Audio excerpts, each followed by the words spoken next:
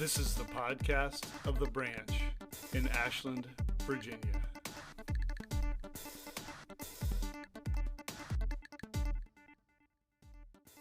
When I was a kid, there was a Christian singer who sang a song that talked about listening to the voice of experience. I don't think I fully appreciated that song and its message until many years later. You know, there's so much value in the wisdom and experience of a trusted voice in our lives. As Moses led the people of Israel, he was visited by his father-in-law, Jethro. Jethro saw what Moses was doing, and he offered him some advice, which would prove helpful to Moses and to the people around him. In the book of Jeremiah, in the 6th chapter and 16th verse, the Lord speaks to his people, and he says, "Stand at the crossroads and look. Ask for the ancient paths. Ask where the good way is and walk in it, and you'll find rest for your souls." Just because someone's done it before doesn't mean we need to steer clear of it. Listening to the wisdom and experience of those who have walked the ancient paths can be a very good thing. It can lead to rest for our souls, and that's just what Moses found. Today, we look at Exodus 18 and the account of the visit from Jethro. We consider what this looks like in our own lives, to have a trusted mentor who can speak truth to us. And we also consider how we can do this with the next generation. So according to the U.S. government website, youth.gov, there are many benefits of having mentors, specifically for young people. There's an increase in high school graduation rates when mentors are given to, or when youth have mentors. There's lower high school dropout rates. There's healthier relationships and lifestyle choices. There's better attitude about school. There's higher college enrollment rates and higher educational aspirations. Enhanced self-esteem and self-confidence. Improved behavior both at home and at school. Stronger relationships with parents, teachers, and peers. Improved interpersonal skills and decreased likelihood of initiating drug and alcohol use. We can list out all the reasons why having a mentor is great for youth, but it doesn't necessarily stop there either. I think when we think about mentoring, we think about, okay, am I as an adult going to mentor someone who's younger than me? And that's important, but what happens when kids get older, when they move beyond elementary school, middle school, and high school? How about the 18 to 24 range and even higher? You think about the fact that between the ages of 18 and 24, some of the most significant life decisions that people make are made. Deciding what to do about relationships and marriage, deciding what to do about school and moving on beyond high school, and then deciding what to do as far as where you invest your life. The Bible speaks to our need as individuals for wise counsel in the form of people who are experienced. Throughout Proverbs, we see this. I'm going to share a few examples. Proverbs 11:14 says this, "For lack of guidance, a nation falls, but victory is won through many advisors." Proverbs 12:15 says, "The way of fools seems right to them, but the wise listen to advice." Proverbs 15:22 says, "Plans fail for lack of counsel, but with many advisors they succeed." And then Proverbs 19:20 says, "Listen to advice and accept discipline, and at the end you'll be counted among the wise." You know, last week, if you were with us or listened online, we were in Exodus 17, and we looked at what happened when Moses went to the top of the mountain, and he needed to hold the staff of God up, hold his arms up. He grew tired, but Aaron and Hur were with him, and they sat him on a stone, and they held up his arms so that he could keep that staff up high and that the Israelite army would keep fighting. This week we look at Moses again, and we look at the account of a visit from his father-in-law and the wisdom that his father-in-law gave him to help him thrive, to help him benefit and grow. Now, as we go through this morning, ask yourself two questions. And we'll circle back to these at the end, but who do I have that acts as wise counsel in my life? And then second, who can I act as wise counsel for in my life? If you have a Bible, you can turn with me to Exodus chapter 18. I'm reading from the New International Version. And this is the account of Jethro's visit to Moses, starting in verse 1 of Exodus 18. Now Jethro, the priest of Midian and father-in-law of Moses, heard of everything God had done for Moses and for his people Israel, how the Lord had brought Israel out of Egypt. After Moses had sent away his wife Zipporah, his father-in-law Jethro received her and her 2 sons. One son was named Gershom, for Moses said, I have become a foreigner in a foreign land. The other was named Eleazar, for he said, my father's God was my helper. He saved me from the sword of Pharaoh.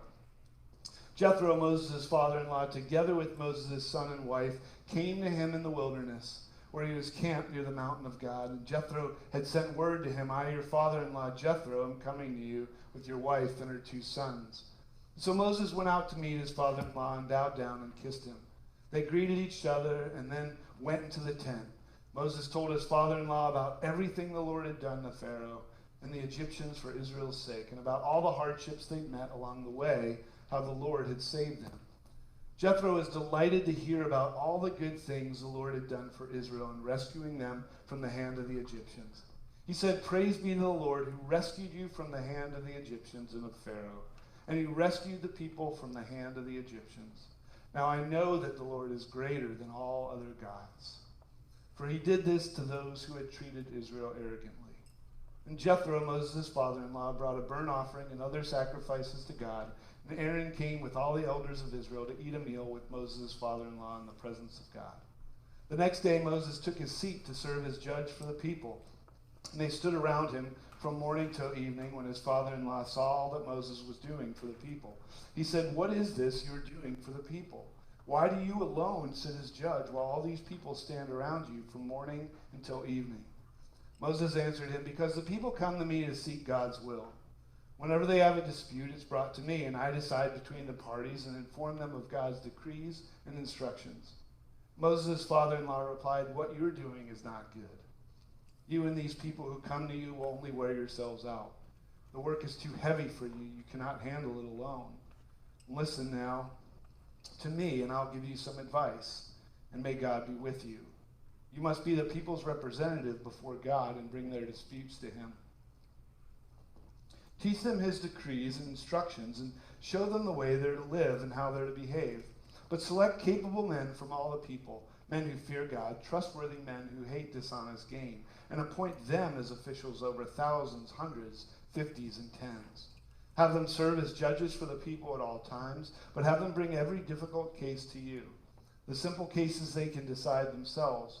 That'll make your load lighter because they'll share it with you. If you do this, and God so commands, you'll be able to stand the strain, and all these people will go home satisfied. Moses listened to his father-in-law and did everything he said. He chose capable men from all Israel and made them leaders of the people, officials over thousands, hundreds, 50s, and 10s, and they served as judges for the people at all times. The difficult cases they brought to Moses, but the simple ones they decided themselves.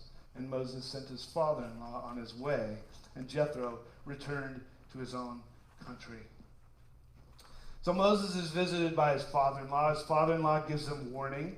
Now, I think all of us probably have an image of our head, and it conjures up an idea of what it feels like when your in-laws come to visit.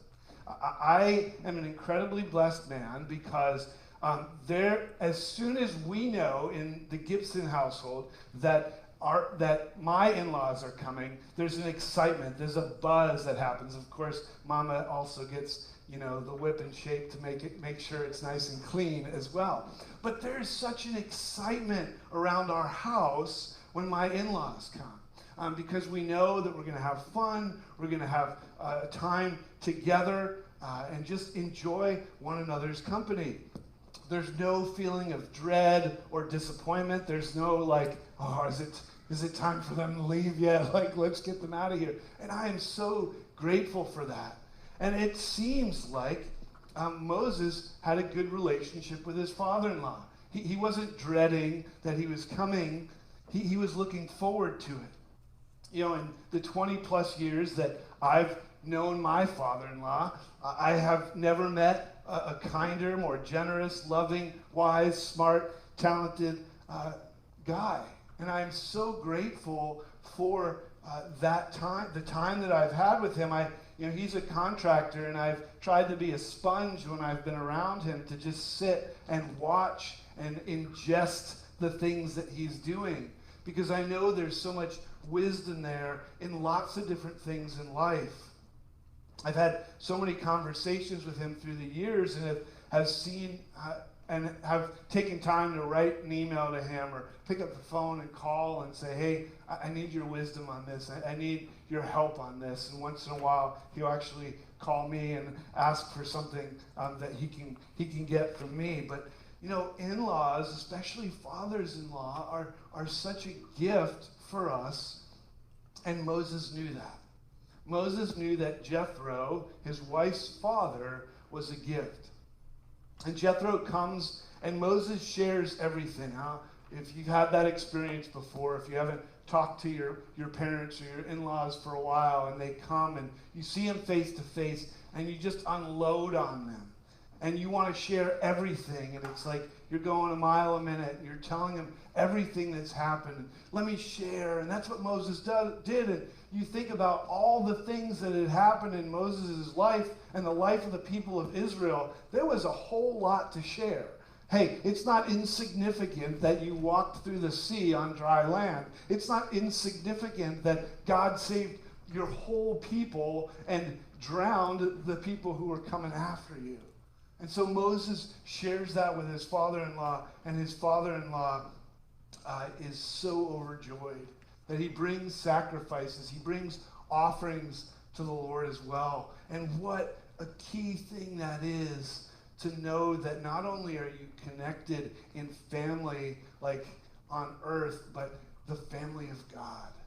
For me to know that my father-in-law and I are connected not just through marriage, but through the family of Christ, is an amazing thing. And Moses and Jethro shared that as well. And so Jethro comes back. He brings Zipporah, Moses' wife, and their sons. And the next day must have been bring your father-in-law to work day, because that's exactly what Moses did. He comes, and Jethro is there observing what Moses does. Now, again, I love my father-in-law, but I always know when Craig has wisdom for me. He will say something that will be like the indicator of, hey, this is like, I'll tell you, John. And then I know it's when I have to open my ears because there's going to be wisdom imparted to me. And that's exactly what happens here. Moses brings Jethro to work. Jethro sits back and he watches the whole day unfold, and then he approaches Moses and he says, hey, I think you're doing something wrong here. I think there's something that you can fix. Moses is carrying the bulk of the responsibilities, and while they're capable people just standing around. And so he asked Moses why he's doing this, and Moses' answer is interesting. He says, the people are coming to see me. It's for whatever reason, just probably because I think in movie quotes and music lines, but like as soon as I heard that, I thought of Billy Joel's Piano Man, and I know that it's me they've been coming to see. And that's what I thought Moses is saying to his father-in-law. They're coming to see me. And so I don't know if Moses was being prideful in that or not, but Moses, for some reason, thought that he was the only one who could handle all this stuff, even though there were people standing around doing nothing. When we look at things that we do in our jobs, in our homes, our churches, and all the spaces we occupy, there are some things that maybe only we can do. But there are probably a lot of things that others could do as well. Anyone who knows me knows that one of the things that I am incredibly passionate about is Strengths Finders, Gallup Strengths Finders. And it's not that I think that it's law or Bible or anything like that, but it's been so helpful for me and so helpful for others to be able to understand how God knit me together, how God knit them together, and understand what am I capable of doing? What are the things in my life that I can do that will energize me, that will give me motivation, that will help me to be joyful in what I do, rather than deflating me or burning me out? You see, I think what happens, and I think this happens a lot in churches as well, is that people see a person who's willing, and people see a spot and a hole to be filled, and instead of asking, is this something that you might connect with, they just fill them in. And then what ends up happening is then they get bled to death, and then they get burned out. And so Jethro has lived enough life to have watched this happen before, and he sees it, and he's saying to Moses, not only will this be beneficial for you, but this will be beneficial for all the people around you. You won't have to take the bulk of this load, but you can share it with other people. And Jethro offers advice to him, and Moses will wear himself out if he doesn't change something. And so Jethro has his best interest in mind. And I think when we look at the things that were involved in our lives, in our lives, we have to ask ourselves, do I see myself as irreplaceable? Do I think that I'm the only one who can do all this? Because when we get that thought in our head, there's two things that happen. First of all, we become prideful. If we think that, hey, there's nobody else who can do this. I didn't say nobody else who can do it like you do or as well as you do. Like, we're always going to find ourselves being able to do things better than or worse than other people. But if we think that there's no one who can do all the tasks that we do, and we think we're irreplaceable, we can come to a place of pridefulness. And the other thing is, we can come to a place of burnout. And we can think to ourselves, I'm the only one who can do all this, and so everybody else can sit back. I'm going to do this. I'm going to drive myself crazy. I'm going to burn myself out, and it's going to make a huge impact on my family and on everything about me. And so Moses, he listens to his father-in-law.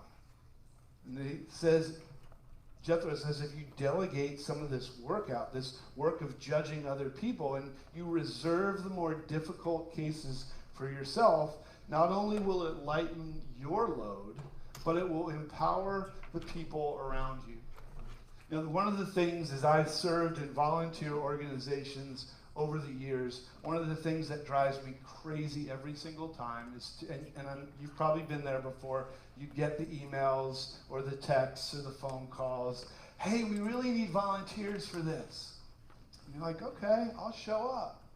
And then I show up and I'm standing around doing nothing for 3 hours because they either had enough volunteers or they didn't know what I was supposed to be doing. You know how often people give you the chance to waste their time? Once. And then they'll never come back again.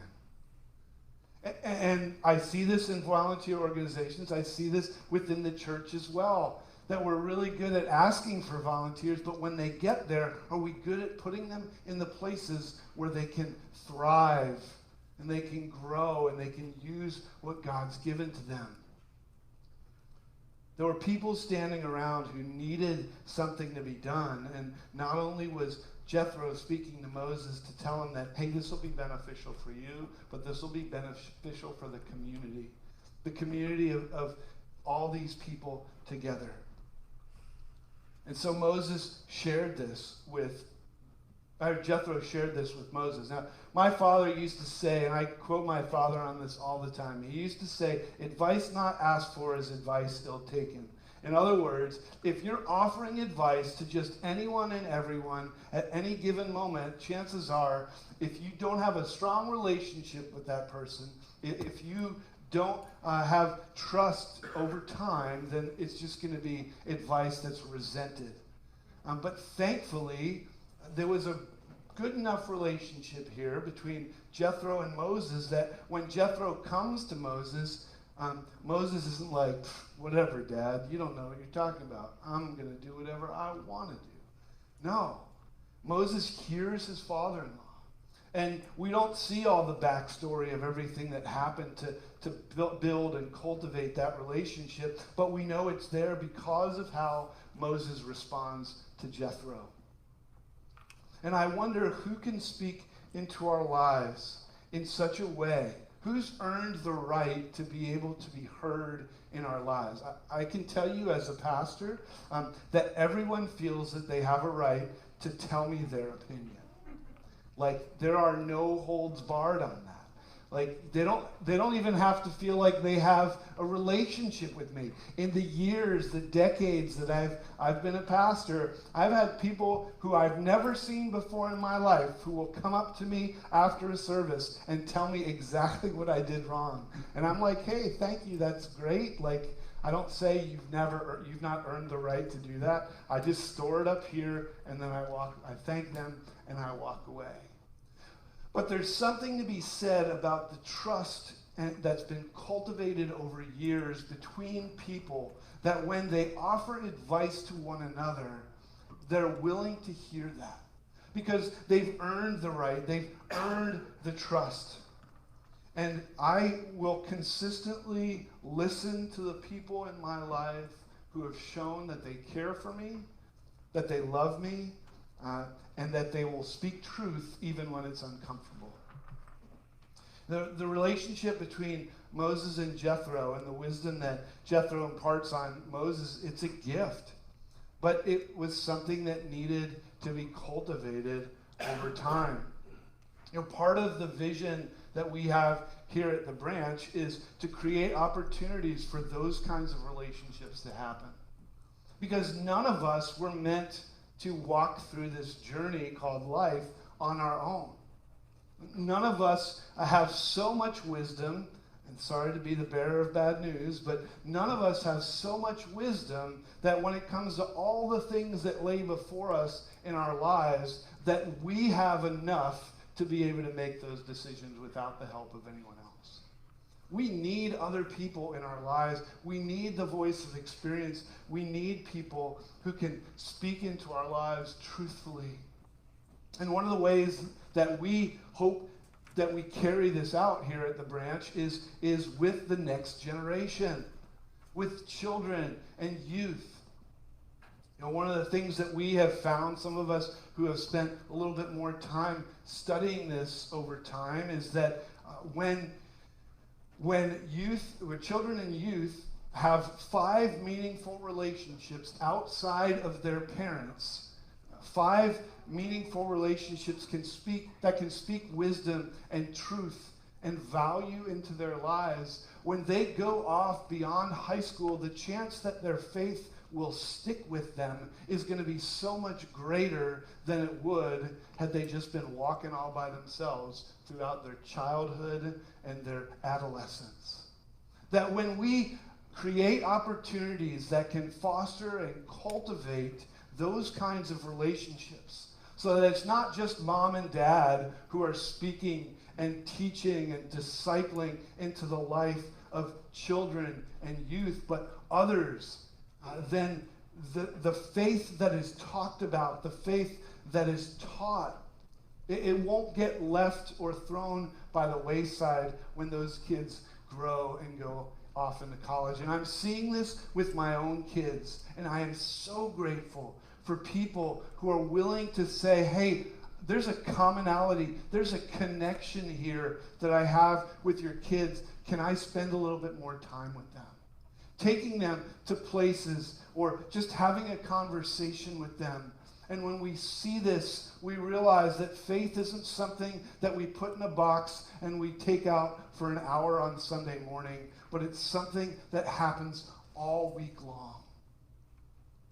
And when we see these 5 meaningful relationships, connecting our youth and our children to adults who have more experience in the faith, then we can see that their faith sticks. And it doesn't just fall by the wayside. This is something that I look forward to seeing how it plays out for us. That as we say, hey, we want to invest. And you know, the thing is, the family of God is the family of God. We're all aunts and uncles and grandpas and grandmas and cousins and whatever. So you don't get a pass on this. You don't have the opportunity to say, hey, I raised my kids, I'm done with this. Because you have raised your kids, that's even more reason to say, hey, how can I invest? How can I be one of those 5 meaningful relationships to the people or to the youth and the children that God has brought to us? And it's not just sitting down, opening up a Bible and saying, okay, let's go through this verse. It's serving alongside one another.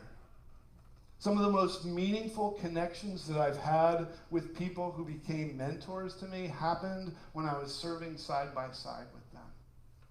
And so we're going to be looking to create opportunities to serve. Not saying, hey, here's an adults only thing. That might happen once in a while, but there's something beautiful that happens when we see children and youth serving together alongside adults. I mean, I had this, one of the things that we've been doing here at the branch is we've invited our county community services board to come in and to do a camp here Mondays and Tuesdays through the summer, to do a strengthening families program in an evening during the week. And one of my sons came with me this week. And I'm going to get all choked up about it. But it was such an incredibly beautiful thing for me to see my son interacting with kids in this community and loving them and just playing with them and investing his day into that. He didn't have to do that. I didn't say, hey, I'll give you money if you do that, although I'm sure he would have jumped. But what a beautiful thing it is when we can see our youth and our children serving the Lord alongside of us, and the relationships that are formed when that happens. So what do we do with all this? I think not only the first 2 questions that I asked, coming back to that, but first question I think we need to ask ourselves is, if we look at our lives and all the things that we're doing, are there things that we're doing that we could pass on to others? There's some things that are really easy, like mowing the lawn at home. That was really easy for me to pass off to my kids. Are there other things in our lives that we can pass on? And it doesn't mean just drop it and leave. It means drop it, walk alongside them, do it with them, and then watch them do it, and then let them do it on their own. What things in your life can you pass on to others? And then those 2 questions again. Who do I have in my life that acts as wise counsel for me? Who has invested and loved in me enough that I trust their voice, that they can speak truth to me even when it's hard, even when it's uncomfortable? And then who has God put in my life that I can act as a Jethro to? Who has God put that I might be able to mentor and say, hey, there's some wisdom, there's some experience that I can share with you. Not in an overbearing or demeaning way, but in a loving, caring, and cultivating way. Let me pray for us. God, thank you. Thanks for this picture of such a beautiful relationship between Jethro and Moses. And God, I ask that you just cultivate those kinds of relationships here at the branch and beyond. That we can see faith in action. We can see faith that is real. Not something that we just leave here on Sundays, but God, something that goes with us throughout the week. So God, may we find wisdom and people of wisdom who are willing to invest in us, and people that we can invest in as well. In Jesus' name.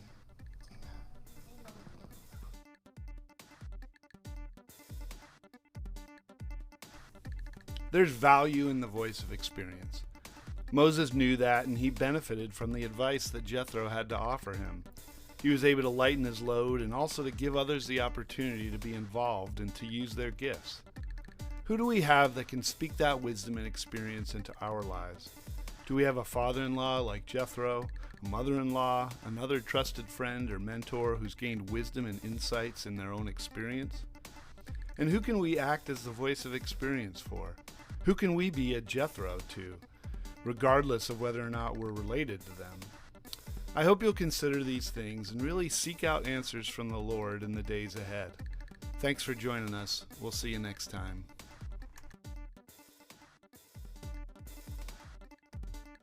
Thanks for listening to our podcast. If you have any comments or questions, please email us at thebranchashland@gmail.com. If you like what you've heard, please subscribe and leave us a review wherever you listen to podcasts. Thanks again for listening.